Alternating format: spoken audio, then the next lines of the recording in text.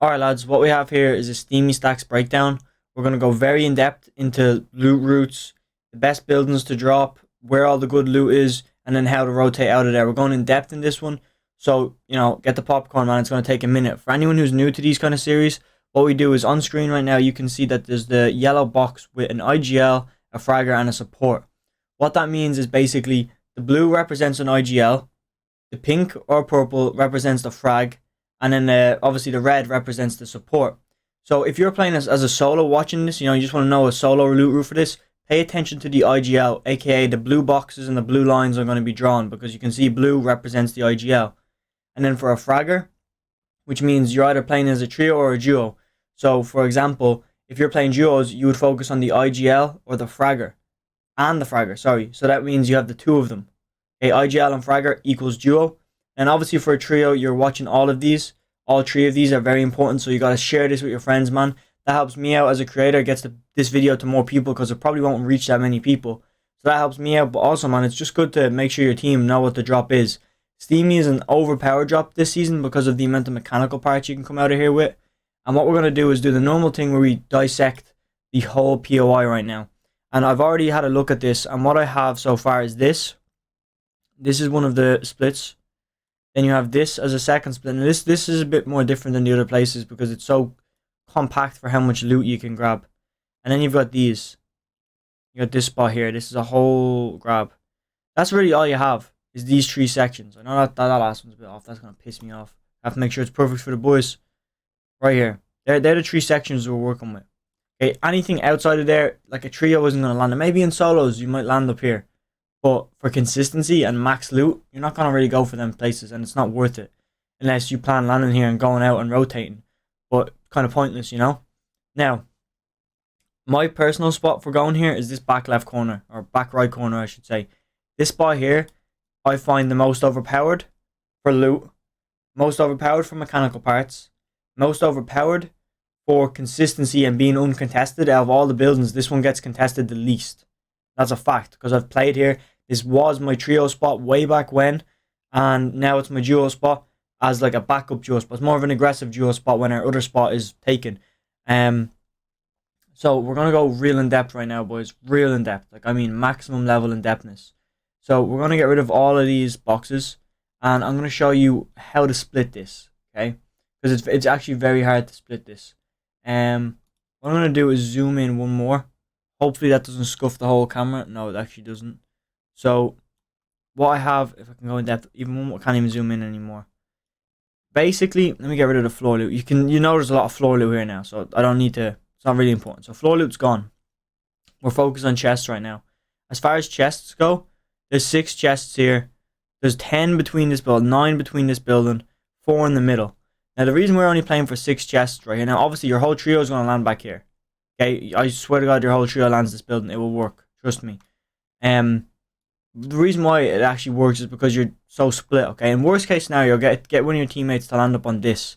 Like I said, it's not really worth going there. But if he cannot make it, get him to land the stack and get a good scout of everything. Now, as far as where people land, I'm gonna have to go real zoomed in for this, and might have to take a few screenshots. So your IGL should low key land up on the actual roof. Now, there is 2 ways in from the roof. There's here, and then there's back here. Okay, so they're the 2 ways in. There's 2 exits. You can jump down the back, but I don't recommend that. The reason why the IGL, again, lands up here is because if the IGL gets a gun, he's going to turn around and beam. Okay, if he gets an AR, he can beam. If not, he still turns around, does a bit of a spot check, counts how many people are there, seeing where everyone's landing, and spreads the information while he's looting. So then by the time you're looted, you have a plan and you're ready to go, because you can't make a plan and plan on attacking like, oh yeah, I'm going to box him.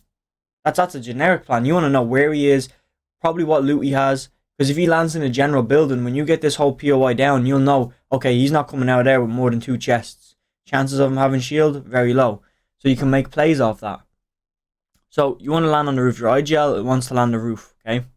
Then what happens is your fragger, there is a doorway over here. You want to get your fragger in here. I'll get rid of these things right now, man. These little X's. They are the 2 ways in. Like I said, if you want to screenshot that, make sure you do.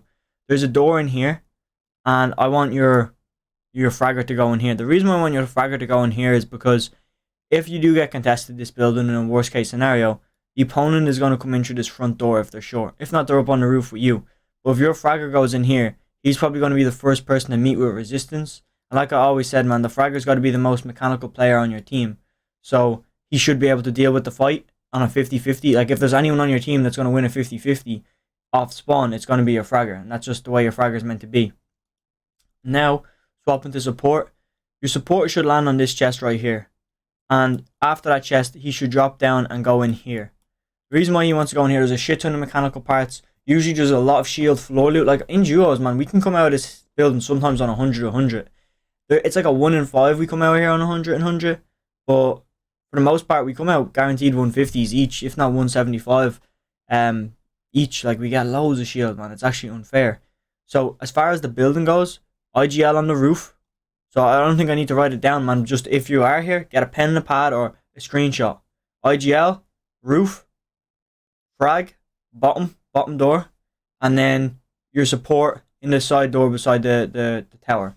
That's literally as simple as it is. So I'm going to eliminate all these markings. I'm going to zoom back out and I'm going to talk to you about how you're going to push people right now. This is the second part of it, because now you've got your loot. You've cleared up anyone who contested you in this building. Now you need to push or you need to pull out. So even if I go out one more, okay, the best way to push is to push to this building right here. So I'm going to get out my colours. You boys know you landed here. I'm just going to draw blue around this so you know you landed here. You can grab these chests as well. This is all your segment, okay? Now, you have two options. You can push out. You can grab this chest, like, you might as well. It's not too far out of your way. Grab any loot here. And then the main guy is going to push. Your IGL wants to push to this building right here, okay? You want to have the top of this building. If there's people in there, it's fine.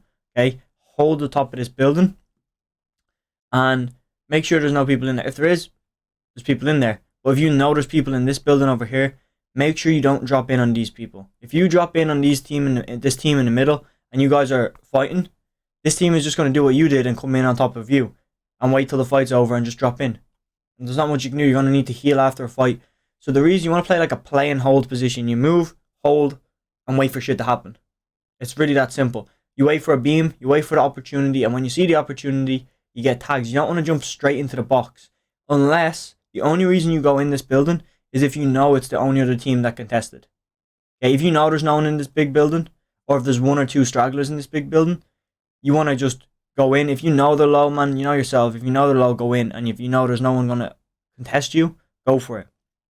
If not, I recommend 2 guys holding this building and 1 hopping up on main. Because if he's up on main, he can tell you who's making moves in this building. I recommend the IGL, so blue. I recommend the IGL hops up in here. Because now he has an overview of what's going on with his fragger and his support. And the support is, he's got brains, you know, because he has to have brains if your IGL dies, you know. He needs to take over that role. So if your support is in there, he's going to be prepared to help your fragger with IQ issues and stuff, because, you know, fraggers don't have it up there. Not all of them, just some of them. And he's going to just keep your fragger in check and make sure he doesn't go in boxes. Now, obviously, you're split, which makes it, if it is a 3v2, it's very, very bad. But that's what I'm saying. You're not meant to drop in there. You're meant to be on the roof. Okay? And with your IGL across the way, he can see what plays are happening down here. And he can let you know if these boys are going to make a move. So, if you have a good IGL, like me, you know that the boys here are going to rush up. So the second I know they're going to rush up, or I can hear them making a lot of movement, I'm telling my boys, hey, these boys are about to make a play. And that gives my team enough time to just cross this bridge and get up with me. And now we have a 3v3, whereas if they thought it was a 3v1, because obviously they have sound too, and they can hear me, one guy, running around on the roof. So it's all about plays like that, and it's very hard to do what I just said. It's easier said than done. And that split is so hard to pull off when you're apart from your team, because if these two get rushed by 3, it's a 3v2.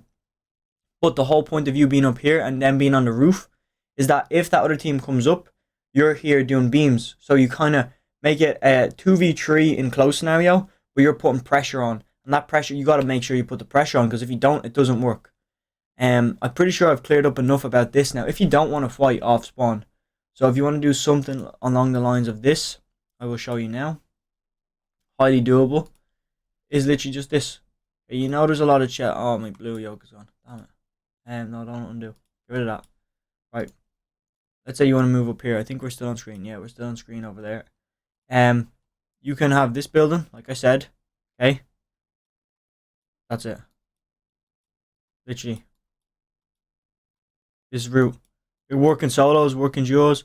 From here, you can look at all the loot you're after getting, and you're avoiding people that are fighting in this whole segment. Okay, so if you're avoiding people that are fighting in that segment right here, okay, you can make so many plays depending on zone. You can go up, rotate the dead zone, if it is zone, obviously, rotate down the middle here and get the rest of your chests. Then I can't really show you, but from my face cam is in the way, but you can see the line basically. And you can go this way. I think that's under the face cam. You can go that way and get the chug jug truck. Big W if you don't have any shield, but by the time you do this route, you should. And then obviously, if you want to just at any point either here or here, you can rejoin and go for the play and just get out of there. Full stop. You know, there's so many. Like, I know that's kind of confusing. Obviously, rewatch it a few times if you need to, man. Go back a few seconds, but they are the plays that can be made to get out of there. And I don't feel like I need to go in depth anymore. Like, that is literally how you dominate the spot.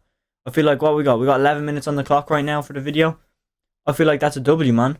And I'm going to throw this video in the playlist with the POI breakdowns that will be played probably right now as I'm speaking.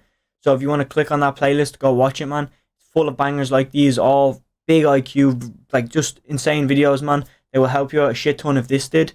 And, you know, maybe you do like this style of video, but this isn't the POI you want it for. I can guarantee you'll find a POI in there that you do want it for. So with that said, it would be so much appreciative, whatever.